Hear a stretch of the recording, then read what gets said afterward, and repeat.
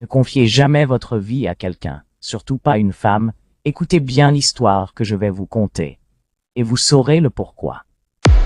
Dans un petit village enclavé au cœur d'une forêt dense, vivait un homme énigmatique nommé Moussavou.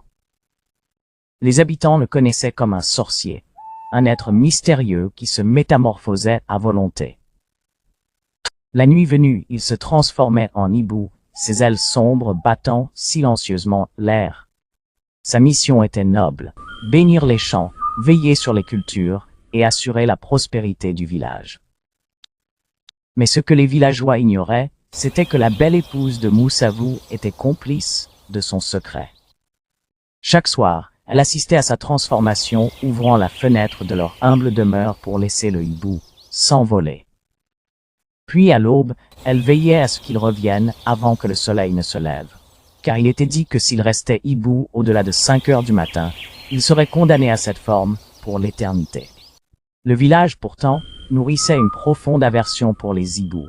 Ils étaient considérés comme des oiseaux maléfiques, porteurs de mauvais présages.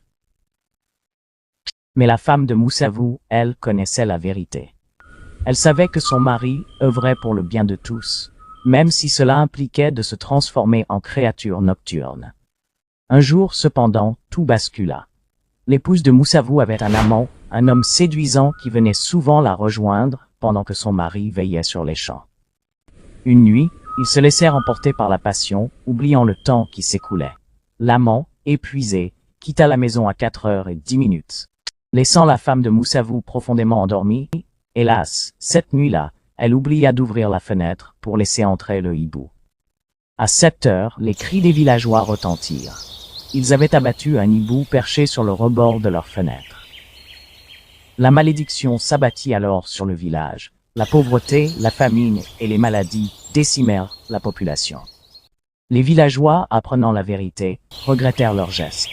La femme de Moussavou, autrefois admirée et respectée, devint la risée du village, condamnée à porter le poids de sa trahison. Ainsi, dans l'ombre des arbres, l'histoire de Moussavou et de sa femme se mêla à celle du village, tissant un récit de mystère et de destinée.